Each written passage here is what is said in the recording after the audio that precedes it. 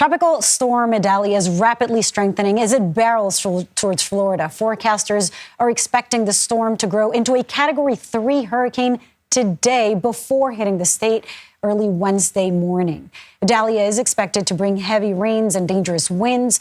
Florida Governor Ron DeSantis has ordered states of emergency in dozens of counties and says thousands of people will need to evacuate. As of 0800 today, 90 miles south of Cuba, Tropical Storm Idalia continues to gather strength. It will become a hurricane today, and it is forecast to reach landfall as a major hurricane, a Category 3. I think it's important to point out, if we were sitting here 3 days ago, a lot of people thought it would end up being a tropical storm. Then they said, well, maybe a Category 1. Then yesterday it was, oh, maybe it'll hit Cat 2. Now there really doesn't seem anything to prevent it from continuing to strengthen. And we've seen this before with something like Hurricane Michael that continued to gather strength. So this is going to be a major impact, and Floridians should expect that this storm will be a major Cat 3 plus hurricane. So please prepare accordingly. The National Hurricane Center currently has hurricane watches in effect for the Gulf Coast from Sarasota County all the way up to Franklin County in northwestern Florida. And this track, if you look at how the models are, there's a general agreement on the track that it's going to take. There's a lot of agreement that it's going to be, somewhere between north of Tampa and Tallahassee. But anything that wobbles with this storm could change that. So pretty much anybody on the west coast of Florida, you can see major impacts. And so please prepare accordingly. We did submit a pre-landfall declaration to the federal government last night. We anticipate that will be approved.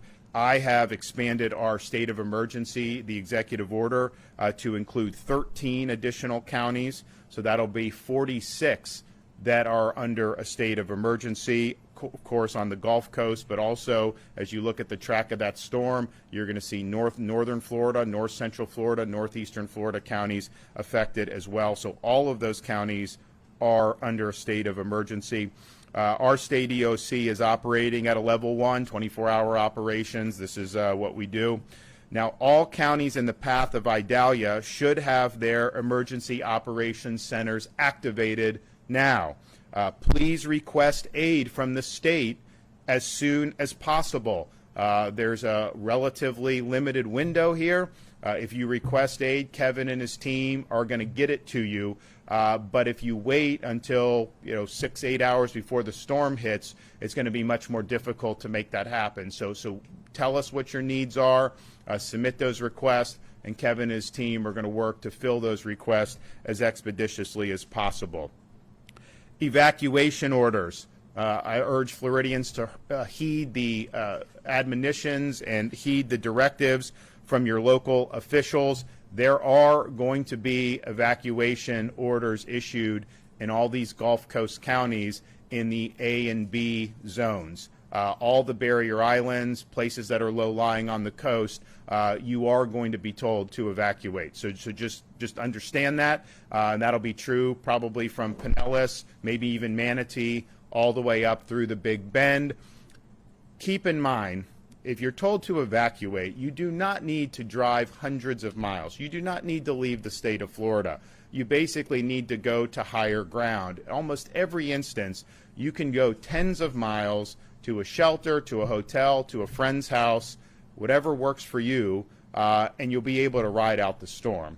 The key is to not be in those areas that are going to be hit with big-time storm surge and that are going to potentially have life-threatening situations. And so tens of miles, not necessarily need hundreds of miles, and the more people that do a more limited evacuation, more local evacuation, you're not going to have the highways and the roads clogged. So it's not necessary to try to outrun the storm. Just get to higher ground, get in a structure that is going to be able to handle the hurricane, ride it out, and then you'll be able to go back to your property and inspect whatever damages. So more local evacuations. You do not need to flee to Alabama, Georgia. You don't need to drive hundreds and hundreds of miles. Now, fuel. We have 35 bobtails and 15 tankers of fuels are en route to Central Florida, 2 pre-staged with a couple 100,000 gallons of fuel. We had limited fuel interruptions with Hurricane Ian, but you never know how that works, so we want to be able to have fuel to be able to get that back on target as soon as the storm passes. We have 7 urban search and rescue teams ready to deploy to impacted areas, and of course we have Florida Highway Patrol, Florida Department of Law Enforcement, Florida Fish and Wildlife, all those folks will be ready to go. So as soon as that storm passes, they will be on the ground helping out Floridians. We have 2,500 guardsmen and airmen that are pre-staged, but 3,000 more are currently being mobilized and are on the way for a total of 5,500. And they'll have at their disposal 2,400 high-wheel vehicles, 12 aircraft. Kevin is also requesting through the EMAC additional rotary wing assets from other states, and we anticipate that those requests will be fulfilled. Schools. Hernando County schools are closed today, Citrus and Levy tomorrow. There will be more counties to come in terms of school closures, and so parents just understand that that's coming down the pike. That, of course, is a local decision that will be made on a district-by-district basis, but I think people should anticipate school closures along the Gulf Coast of Florida for both Tuesday and Wednesday, and perhaps even beyond that. Power. There are tens of thousands of linemen that will be staged, and resources will be staged, and they will be surged to the impacted areas. The goal is to get the power restored as quickly as possible. Floridians in the path of this storm, just be prepared to lose power. This is going to come in, if it's Cat 3 plus, there's going to be a lot of trees that are going to get knocked down. There's going to be a lot of debris that is going to interrupt the power lines. So just understand that is something that's going to happen. These linemen will be ready to go and connect again. Now, some of the companies that do this very routinely, like Florida Power and Light or Duke, they have what they need, they're going to do. Some of the smaller outfits, municipal outfits, county outfits, please accept mutual aid. Please accept these linemen to come help and accelerate the power restoration. It matters. It makes a big difference. Even in a storm like Hurricane Ian, as damaging as that was, the vast majority of people, even in Southwest Florida, did not suffer a catastrophic loss. And so to get all those people back on as soon as possible, it makes the recovery so much more impactful, so much more effective. So those folks are there. They're going to be surged. And if you're in one of those outfits, please accept the mutual aid right at the beginning, and also please have a plan that as soon as that storm goes, have a sense of urgency to have your folks go and get the power restored. I can tell you the places that did that after Ian, it worked a lot better. When there was a delay, then just people get frustrated. So we believe that time is of the essence when it comes to power restoration, and we have the folks available that can be helpful. Generator safety. We've had a lot of new people move to Florida over these last many years. Some got their first taste of a hurricane last year with Ian, but we've had many people move in even since Hurricane Ian.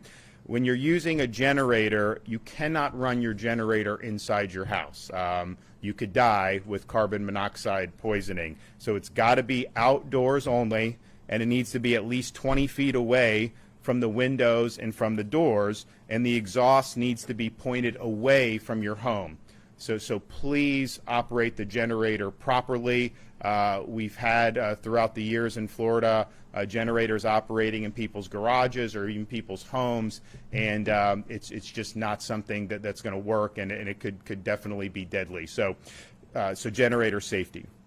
Kevin is going to come up and provide an update from the EM perspective. Wilton Simpson's also going to come up and provide an update on the gas situation emanating out of the port of Tampa with the diesel. All Floridians, you need to be executing your plans now. I mean, this storm is scheduled to come probably sometime on early Wednesday. And there's different times when it could come that maybe the storm surge wouldn't be as bad if it's at low tide, and so we'll hope that that's the case. But you're in the home stretch right here. So go to floridadisaster.org/get-a-plan, floridadisaster.org/get-a-plan. This is going to be a major hurricane. This is going to be a powerful hurricane, and this is absolutely going to impact the state of Florida in many, many different ways. So please, please heed the directives from your local officials. Please make the appropriate accommodations and take the appropriate precautions. We'll have all these people there. They're going to be able to help everyone get back on their feet. But you got to do what you need to do to protect yourself and your family on the front end. Idalia is expected to grow into a Category 3 hurricane today before hitting Florida. When it's expected to hit is early this Wednesday morning. The state is bracing for heavy rains and dangerous winds as forecasters warn of a, quote, life-threatening weather conditions. Florida Governor Ron DeSantis has ordered states of emergencies in dozens of counties and says thousands of people will need to evacuate. Joining us now is Michael Brennan. He's the director of the National Hurricane Center. Michael, thanks for joining us at this very busy time. Talk to us about what are the conditions that Florida residents should be bracing for. Yeah, thanks for having me. The biggest concern is the potential for storm surge. So that's Gulf of Mexico water being pushed on shore by the winds associated with Idalia. Everywhere you see here in orange and red is under a storm surge warning, which means there's the danger of life-threatening inundation of at least 3 feet or more above ground level. But places like Tampa Bay could see 4 to 7 feet of inundation, even more as we go to the north up into the Big Bend, where it's very sensitive to storm surge here between Osceola River and Chassahowitzka, 7 to 11 feet of inundation. So I'm 6 feet tall. That could be water potentially 5 feet above my head. And that's those areas where there may be evacuation orders in place, and people are going to want to heed those orders today as your day to prepare and get out of harm's way. So, I mean, people know what that looks like because less than a year ago, Hurricane Ian had that level of deadly storm surge.